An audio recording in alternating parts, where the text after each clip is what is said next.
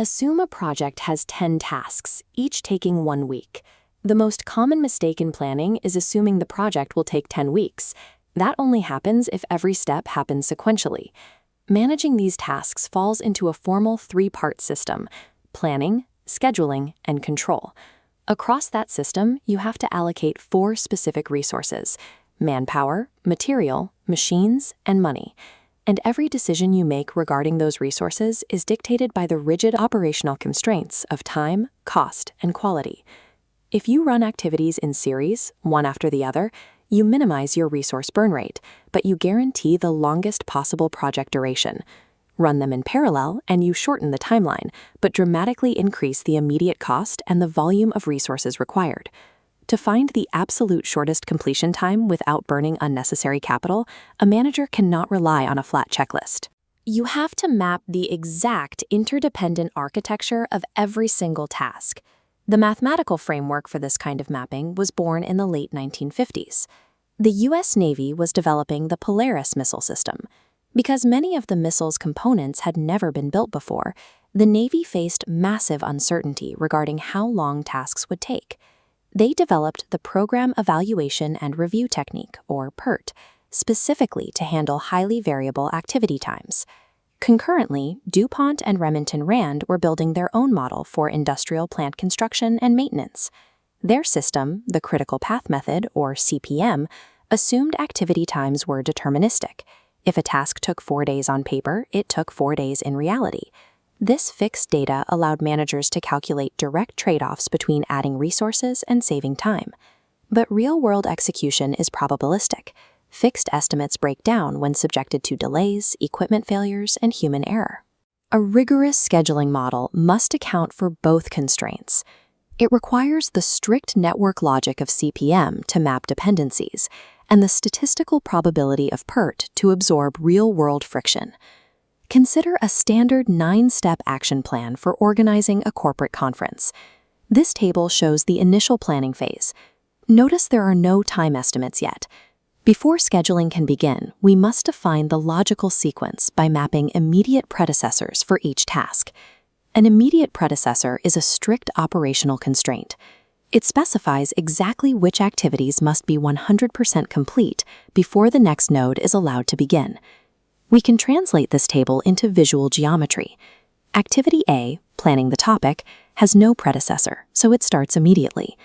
Activity B, obtaining speakers, requires A to be finished first, creating a simple serial link. Activities C and D involve selecting a location. They do not rely on the topic or the speakers, so they branch off into an independent parallel track. The network becomes complex when dependencies cross. Activity E, arranging speaker travel, cannot begin until you have both secured the speakers from track B and selected the location from track D. By converting rows of text into a topological diagram, we expose the actual structural choke points of the project, the dependencies that a standard spreadsheet hides. With the logical sequence mapped, we have to quantify the time required for each node without relying on a single rigid guess. We use the PERT 3-point estimation method.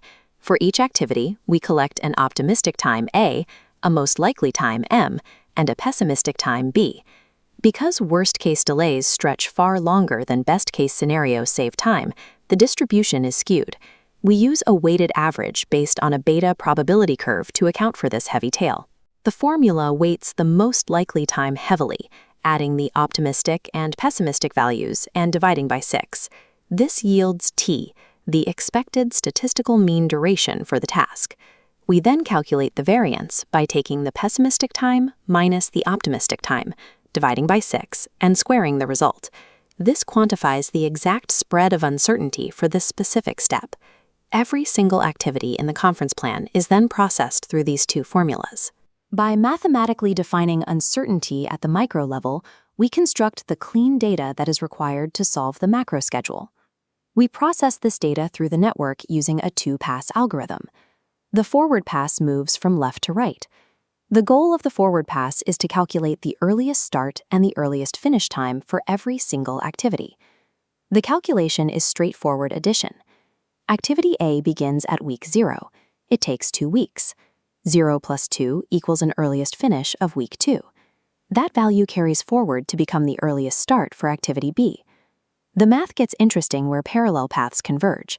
Look at activity E, which requires both B and D to be completed. Activity B finishes at week 5. Activity D finishes at week 4. The strict rule of the forward pass dictates that when parallel paths merge, the early start of the next activity is always the maximum early finish of its predecessors. You cannot book speaker travel until you actually have the speakers, which takes until week 5. The shorter path must wait for the longest path to conclude. Pushing this logic all the way to the final node reveals an earliest finish of 15 weeks. That is the absolute minimum duration required to complete the entire project. To find out where we have maneuvering room, we run the backward pass, moving from right to left to calculate the latest allowable finish and latest allowable start times. We anchor the pass by dropping the 15-week early finish straight down into the late finish slot for the final task. The project must end at week 15. Now we subtract.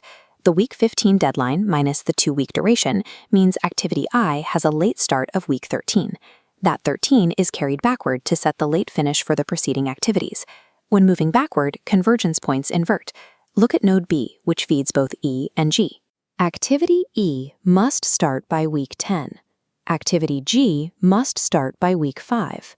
The strict rule of the backward pass is that the late finish of an activity is dictated by the minimum late start of the activities following it.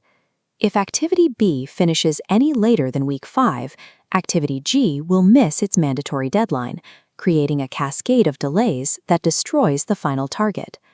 By completing the backward pass, we calculate the mathematical edge of failure for every individual task in the network. We can now measure exactly how much operational slack exists within the schedule, a metric called total float. By subtracting the earliest possible finish from the latest allowable finish, we see exactly how many weeks a task can be delayed before it breaks the deadline. Nodes like E and F display positive float, meaning they have built-in slack. But notice what happens when we check the other track. Activities A, B, G, H, and I all calculate to exactly 0 float. This unbroken chain of 0 float nodes forms the critical path. For a project manager, this is the map of where to aggressively assign your best resources. Any friction along this specific track results in a 1-to-1 delay of the final delivery. The 15-week target is entirely governed by these 5 tasks. Delays on the non-critical tracks are mathematically irrelevant to the final deadline until their float drops to 0. However, that 15-week total is still an expected time, derived from beta curves. It is a statistical mean, not a physical guarantee. To find the exact statistical variance of the entire project, you do not add up the variance of every task. You sum only the variances of the activities on the critical path. By adding those specific variances, we get a total project variance of 1.05. Taking the square root of that value yields a standard deviation of 1.02 weeks. This chart shows what that standard deviation provides operationally. It gives stakeholders a bounded confidence interval, calculating exactly how likely the project is to finish within a specific window of time. By applying the rigid logic of the critical path method to the statistical realities of PERT, we transform a chaotic list of optimistic guesses into a mathematically proven delivery window of 15 plus or minus 1.02 weeks, achieving total analytical control over the schedule.